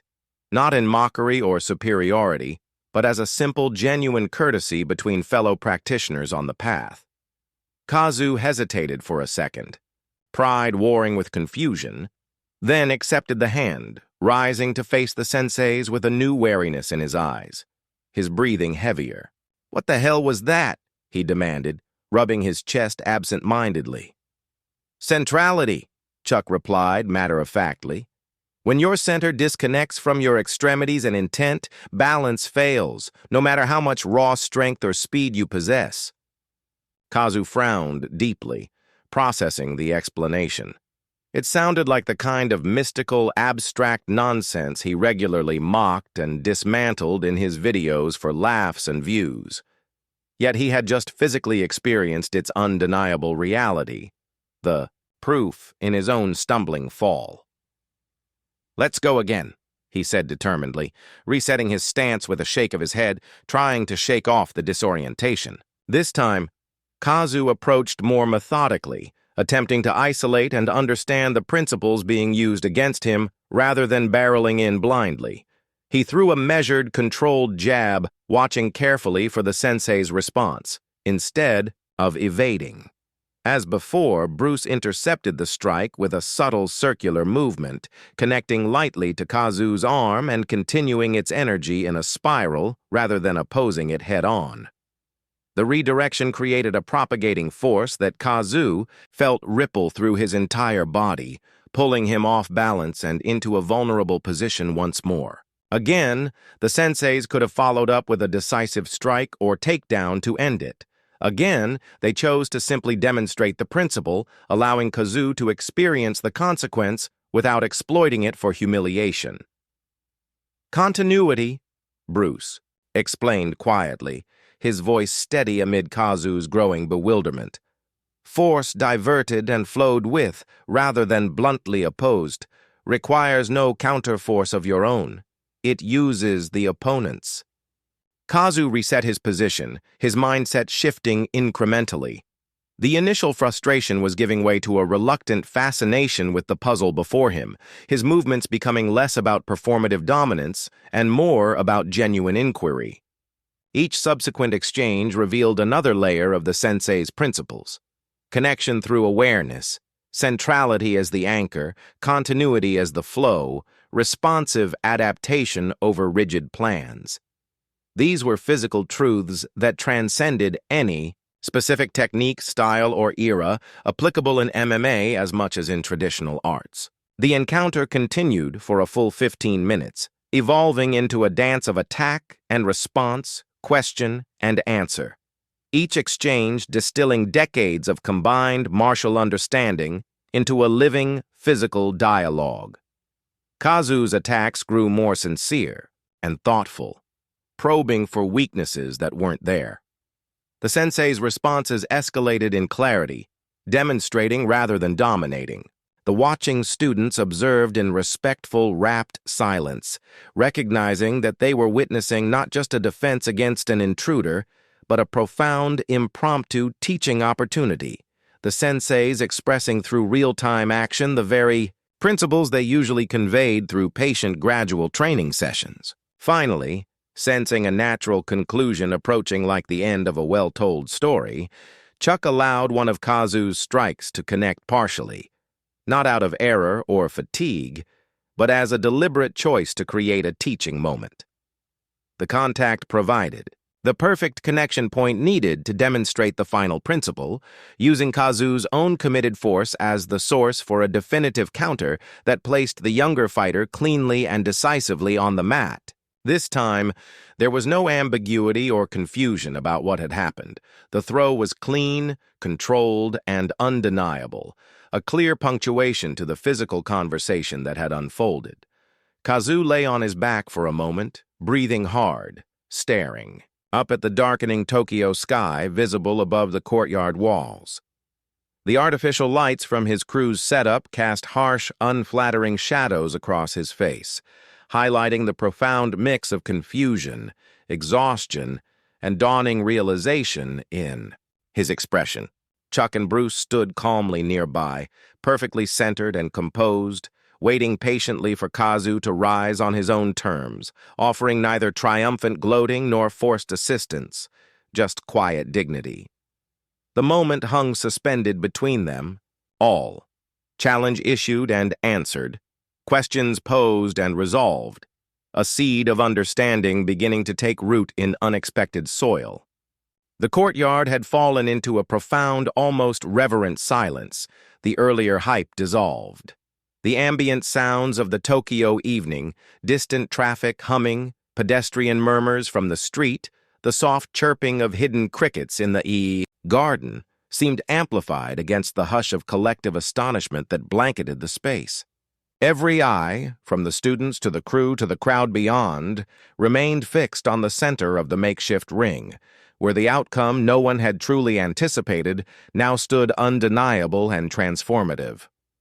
Kazu pushed himself up slowly in the harsh glare of the camera lights, sweat gleaming on his skin like battle scars, his carefully styled hair now disheveled and matted, his branded athletic wear bearing the visible marks of repeated contact with the mat, scuffs, sweat stains, the evidence of effort unmet with expected victory.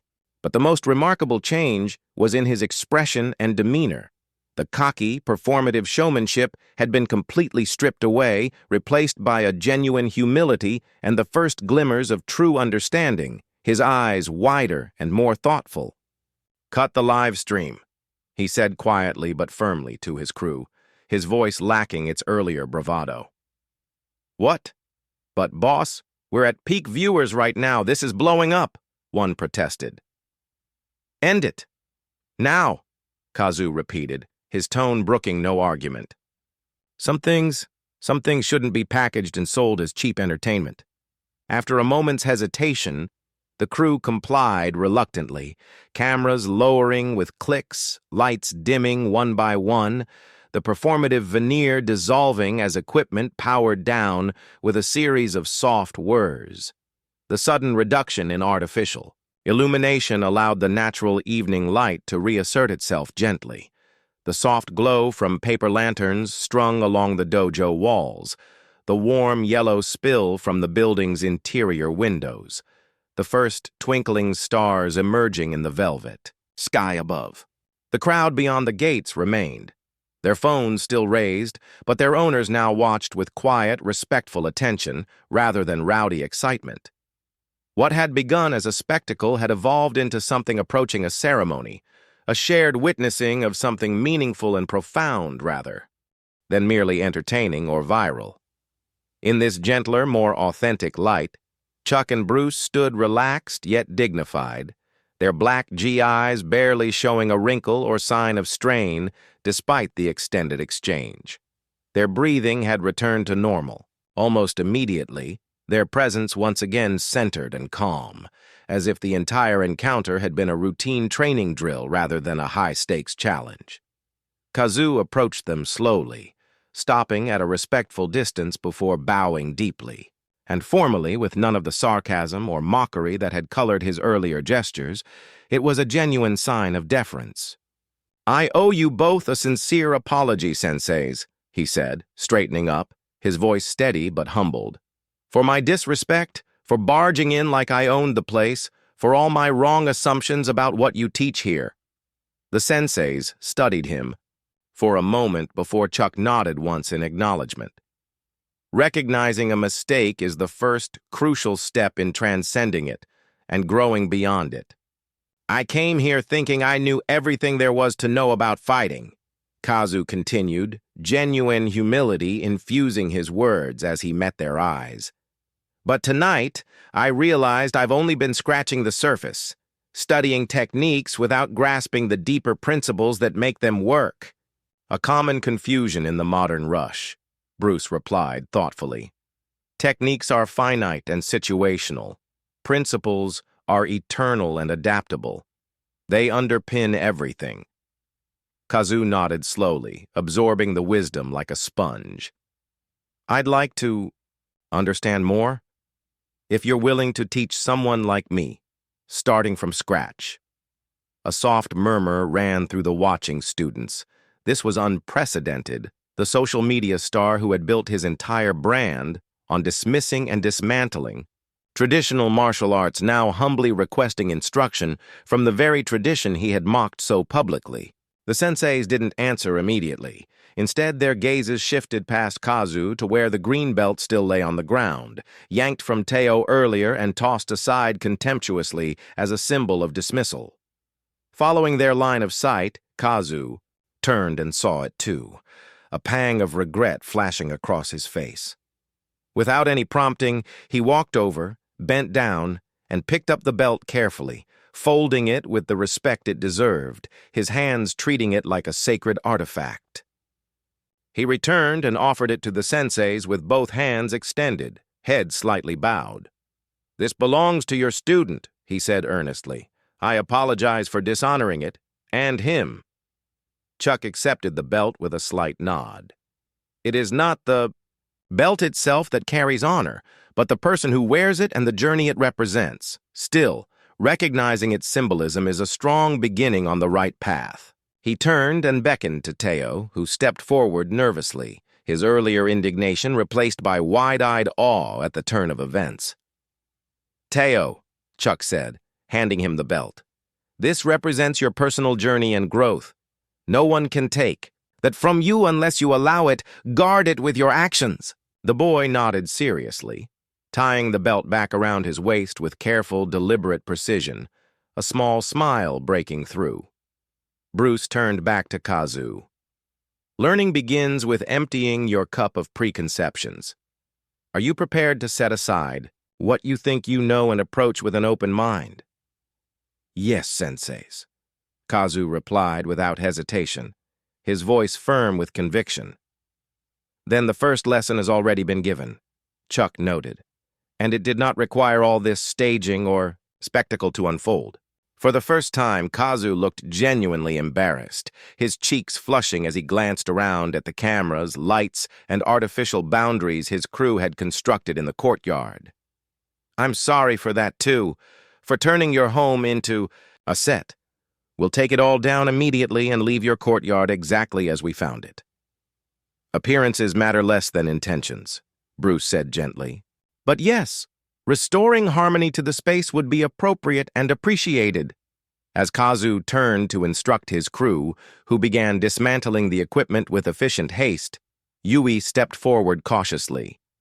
"Senseis, what about the spectators? Still gathered at the gate?"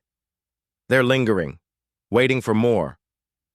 Indeed, beyond the dojo's entrance, the crowd remained undispersed, no longer loud and rowdy, but watching with quiet respect, sensing that something significant was still unfolding. Even after the cameras stopped, Chuck considered this for a moment, exchanging a glance with Bruce. "They came seeking spectacle and entertainment," he said thoughtfully. "But perhaps they can leave with something more valuable, understanding and inspiration." Bruce nodded, in agreement, turning to Kazu. "Would you address them? Share openly what you've learned here tonight."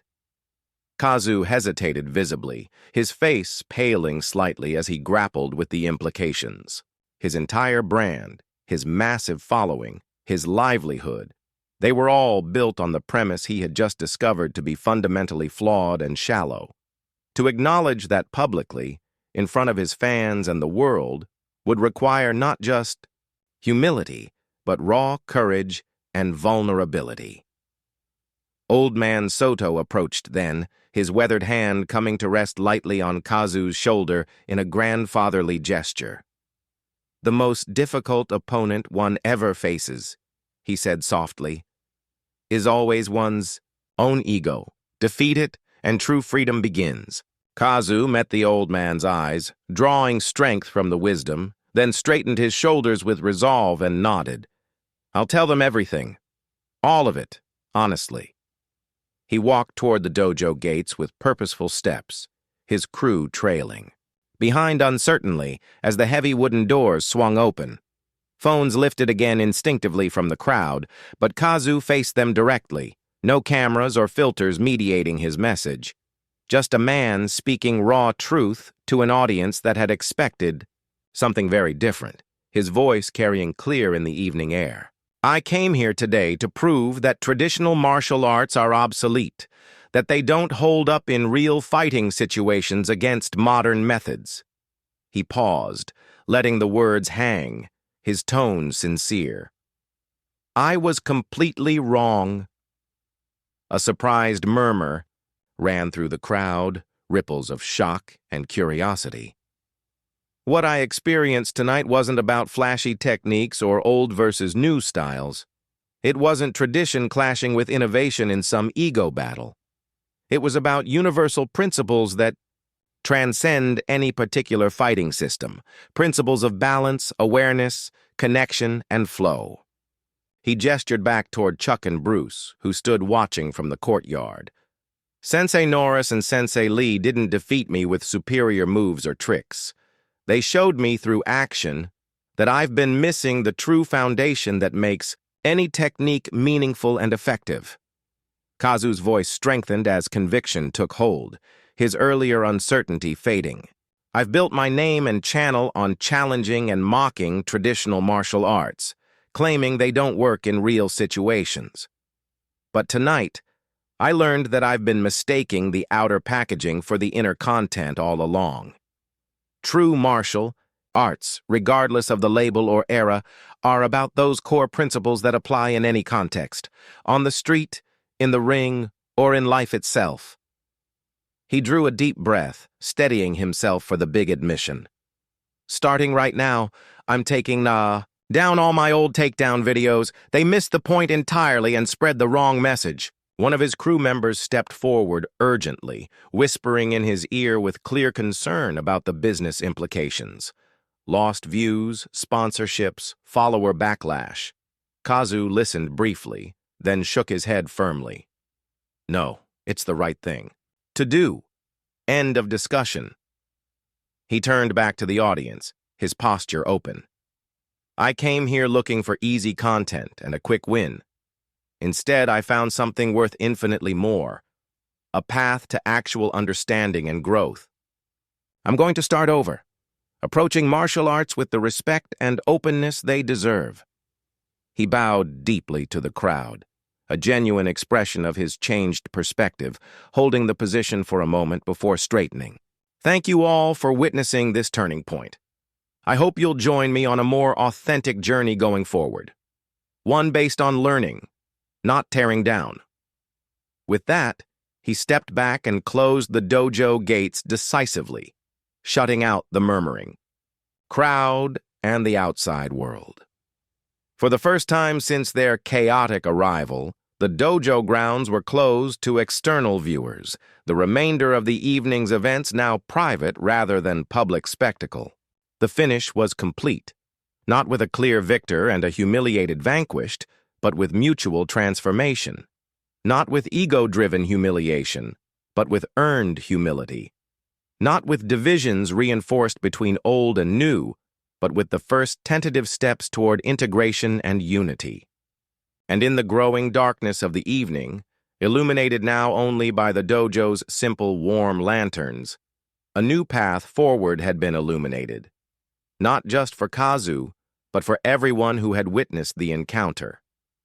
A path that transcended the false dichotomies of traditional versus modern, returning instead to the universal principles that had always united rather than divided the true martial way. 3 months had passed since that fateful sunset confrontation, and the incident at the Lee Norris Dojo had faded from the broader public consciousness as swiftly as it had ignited.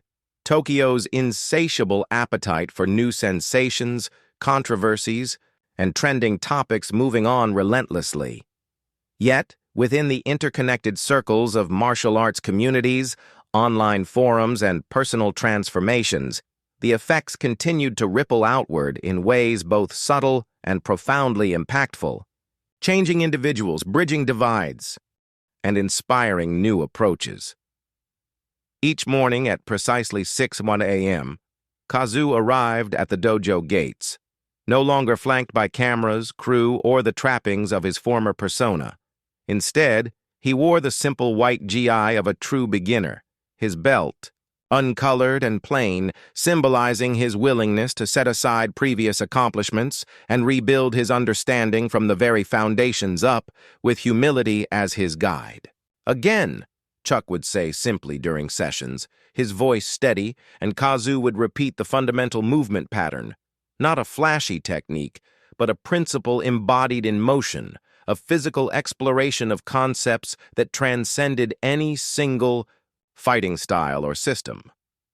Better, Bruce would acknowledge afterward, the single word carrying more weight and meaning than any elaborate praise or critique, encouraging without inflating ego. After the morning training wrapped, Kazu would stay behind to help with the dojo's upkeep, sweeping the wooden floors with mindful strokes, wiping down equipment with care, maintaining the space with the same intentional presence he was learning to bring to his movements and mindset. These humble tasks, once beneath his notice as a viral star, now formed an integral part of his education, teaching lessons in service, attention to detail, and the interconnectedness of all things. On this particular crisp morning, as Kazu finished his cleaning duties with a quiet satisfaction, Yui approached him holding an iPad, a small smile on her face. "Have you seen this yet?" she asked, opening a browser window to a recent article. The headline blared boldly. "Social Media Stars. Dramatic Transformation Sparks Global Movement for Martial Arts Integration." Below it was a photo of Kazu in his white gi, training diligently alongside other beginners under the watchful eyes of Chuck and Bruce. Reiko's latest piece, Kazu recognized, scanning the text with interest. "I didn't realize it had been picked up internationally. It's everywhere now." "Not just picked up," Yui said, scrolling down to reveal the comments section and related links. "It started real conversations across different martial arts communities worldwide.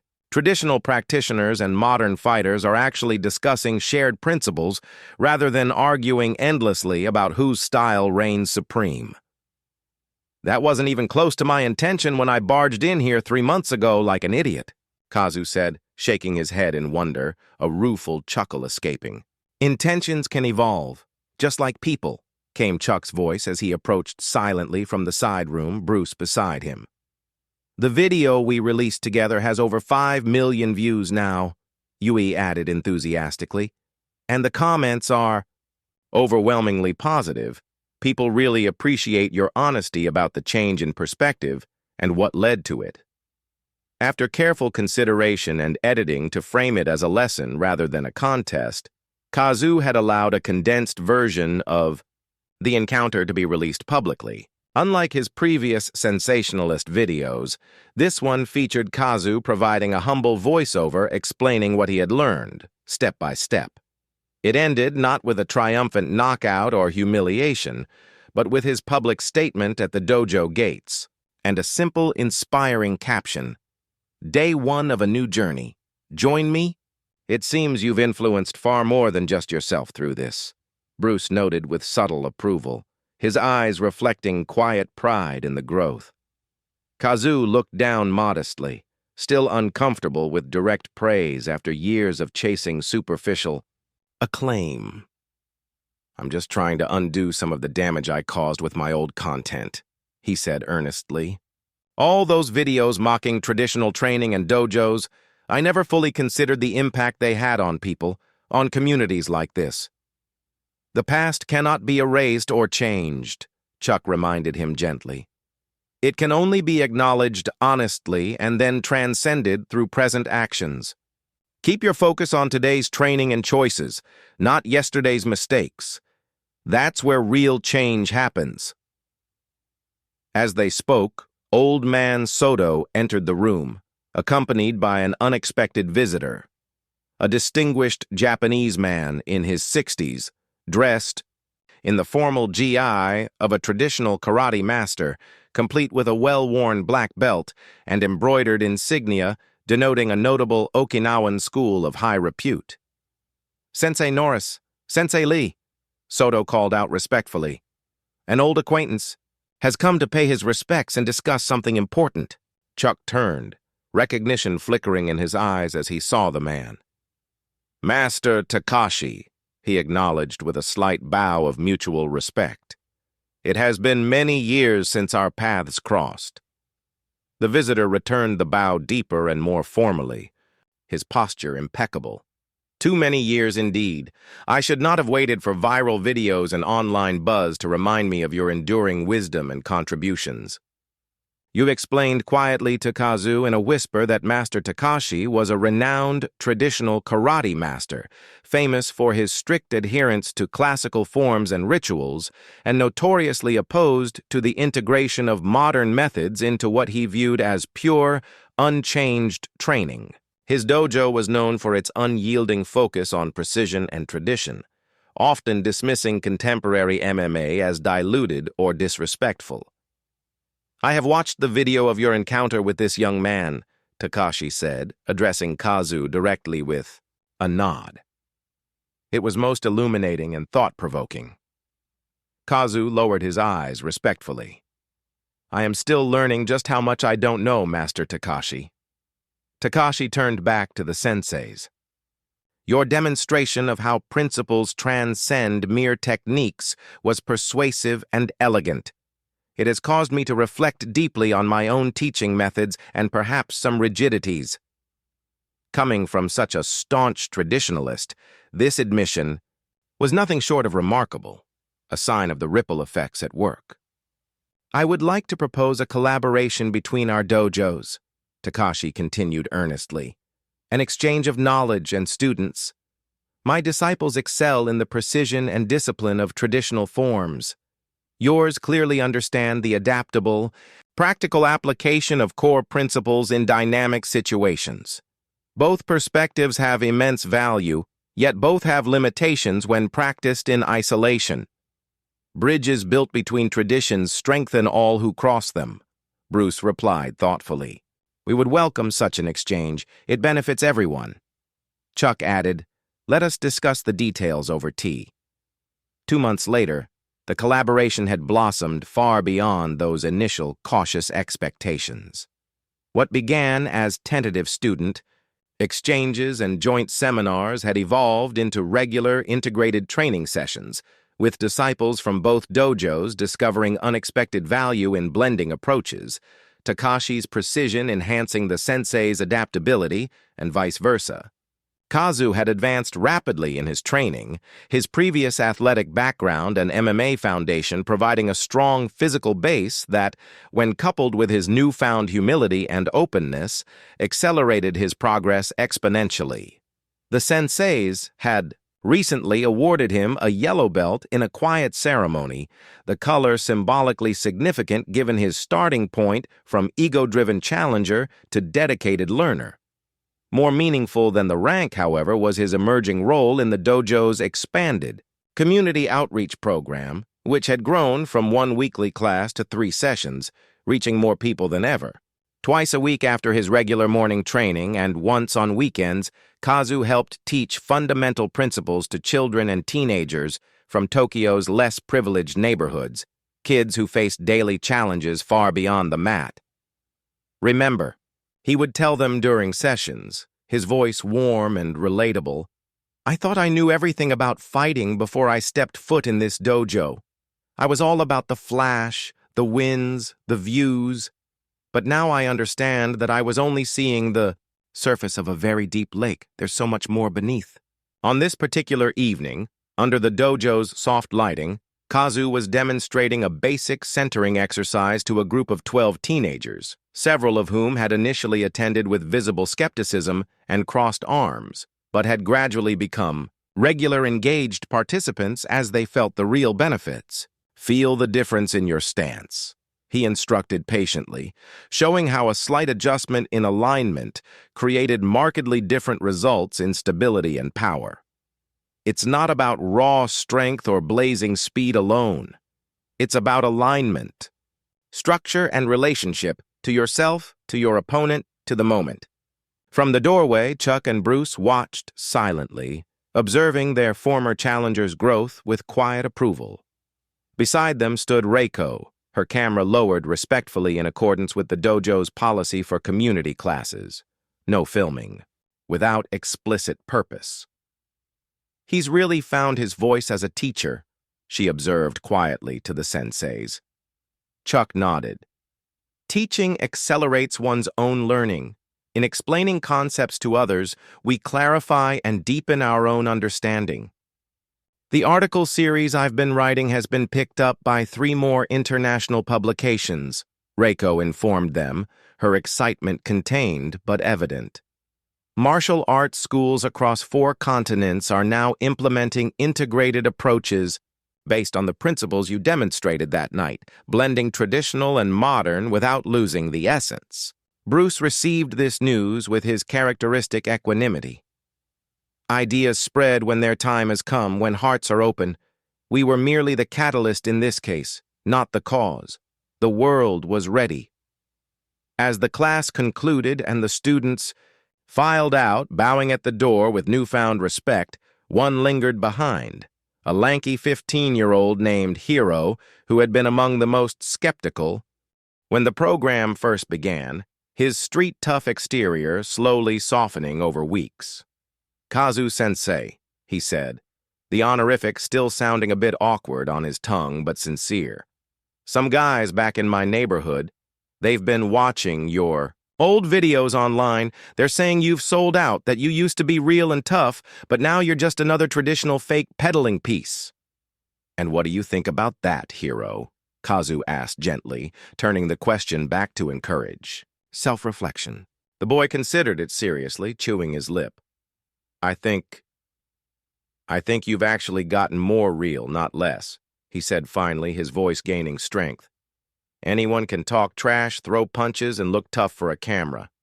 But it takes real strength to admit when you're wrong, to change direction completely, and to start over from nothing. That's a level of wisdom many adults never reach," Kazu said, genuinely moved by the insight. "Hold on to it tightly. It's your greatest asset." "But how do I explain that to them?" Hiro pressed, frustration creeping in. "They won't listen to all this philosophy stuff. They just want action." "You don't explain with words alone," Chuck's voice interjected as he approached the group, Bruce following. "You demonstrate through your life." Bruce elaborated. "Actions illuminate truths, where words often cast only shadows. Live what you have learned here. Embody the centeredness, the confidence, the inner peace. Your friends will notice the change in you over time. Some will become curious and seek it for themselves, others may not. Accept both outcomes with equanimity. That's part of the path." Hiro nodded slowly, absorbing the advice, a spark of determination in his eyes as he bowed and left. Later that evening, in the quiet garden behind the dojo, under a canopy of stars now fully visible in the clear night sky, Chuck, Bruce, Yui, Kazu, and old man Sato gathered on a weathered stone bench for a moment of reflection. The maple trees surrounding them were beginning to show their vibrant autumn colors, nature's own subtle lesson in constant change within enduring cycles. 3 months ago, Kazu reflected aloud, staring up at the stars, I stormed into this dojo convinced. I knew everything worth knowing about fighting, about life even. I couldn't have imagined sitting here now, peacefully, helping to welcome new students to the very tradition I once dismissed and ridiculed. The journey from rigid certainty to humble openness, Bruce observed philosophically, is the essence of true learning. It's not about accumulating more surface knowledge, but becoming available to deeper, more profound understanding. And it continues for all of us, Yui added with a soft smile, always unfolding, layer by layer. Indeed, Chuck confirmed, his voice grounding the group. The path has no fixed endpoint, only continued walking with awareness and intention. In that quiet garden moment, surrounded by the dojo's enduring peace, Kazu felt a profound sense of homecoming, not to a physical place, but to a way of being, a way of learning, a way of connecting with others and the world. The challenge that had begun as heated confrontation had evolved into collaborative growth.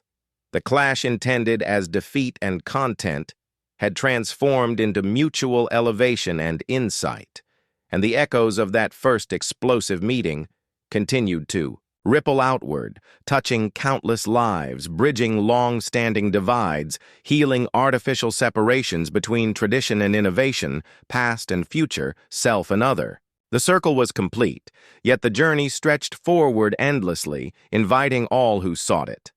Up next, we've got 2 more incredible stories lined up that are just waiting to blow your mind. Click on the image that catches your eye, and it'll take you straight there for the full dive.